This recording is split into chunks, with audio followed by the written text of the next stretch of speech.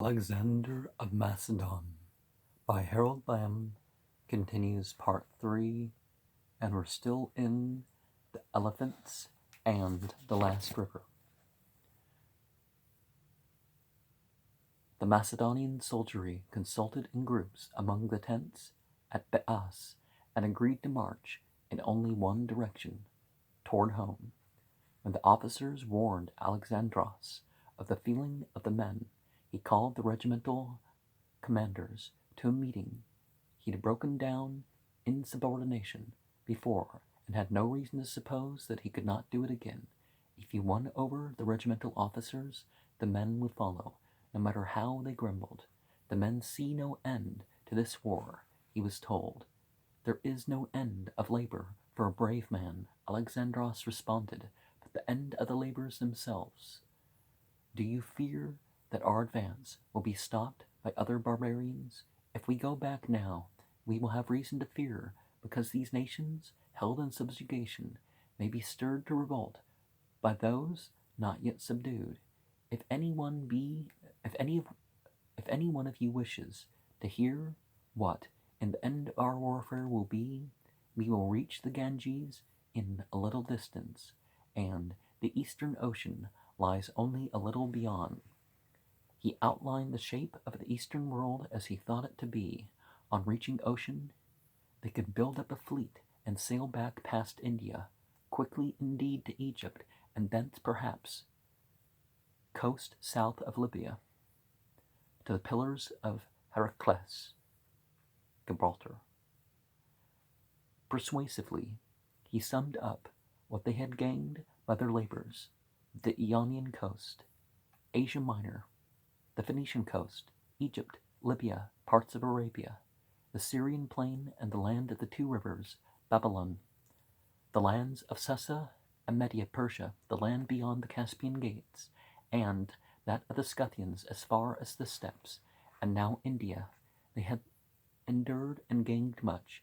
They need only endure a little more to make their gangs secure.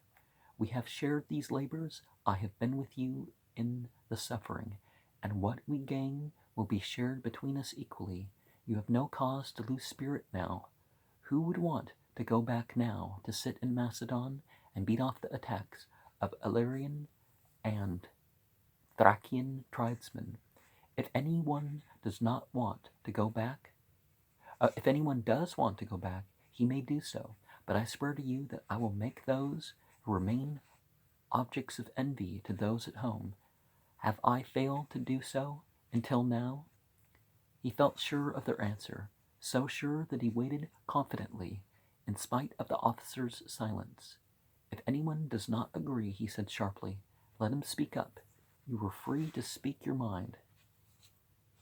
Coenus, who had been through the thick of the Jalam battle, answered him, saying that he spoke for the bulk of the army.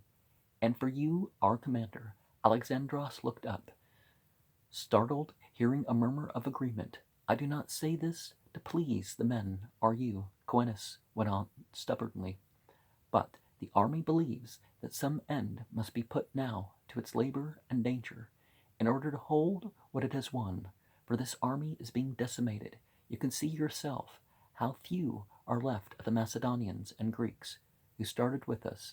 The rest have died in battle, or become invalidated by wounds, or fallen in sickness, or have been left unwilling to settle in the cities you founded.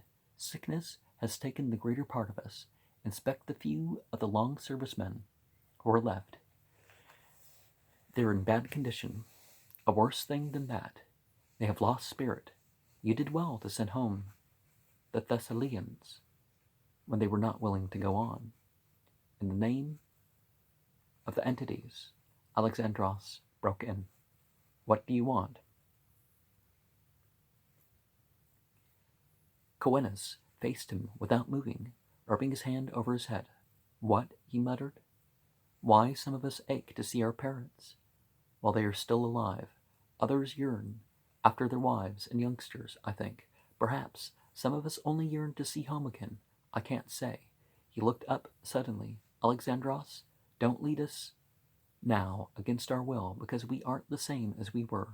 If you would take us all home, then you can start out again against Scythians or Carthaginians. You will find plenty. Or is it Carthaginians? You will find plenty of young Greeks and Macedonians at home to follow you out for reward, and warfare won't have terror for them, because they won't have any experience with it. His words ended in a shout of agreement from the listeners. The blunt Coenus had indeed spoken for the army. Alexandros left the meeting in anger and secluded himself in his pavilion, seeing nobody except the servants who brought food. He knew by experience that if he did this, leaving the men to argue among themselves, they were apt to change their minds. But this time the soldiers only waited in silence, keeping away from his quarters. He sent one message out to the troops that he himself was going on, and only those who wished to do so need go with him. The men made no response to this. The army was not prepared to divide itself. It wanted only one thing, to go home, taking Alexandros with it.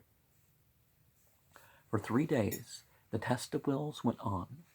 Then Alexandros summoned the oldest Macedonian officers into his quarters, and a whisper went through the encampment. From tent to tent, they had called in the veterans, who had most at heart the welfare of the homeland. There is no record of what passed between them and Alexandros, but they came out with his consent to take omens for crossing the river. If the omens were unfavorable, the army would turn back. Officers routed out the aged Aristander, who had long ceased to care whether attention was paid to his decisions, and now found himself the center of the feverish interest of 20,000 men.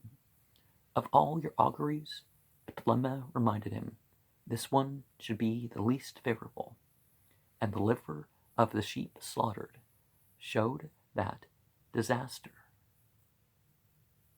would follow the crossing of the Beas. At the announcement, masses of men ran to Alexandros' tent, leaping and cheering. When they came near the entrance, they chanted a prayer of thanksgiving. They thought that they were going home to Macedon, for Alexandros ordered 12 pillars to be raised on the bank of the Beas to mark the turning point of their journey. After that, he agreed to return to the Jellum and the ships where Hephaestion was building the city of victory. And at the very least, forcing people to go to war. Look at what happened with particularly the Muslim conquest.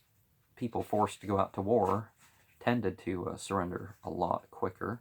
And when you're just conquering to conquer, well, that's not quite the ethic that they had, but your war should be to make things at home safe, not foreigners exist or something like that. But well, there's more ethics of war, but we've gone into a lot of that.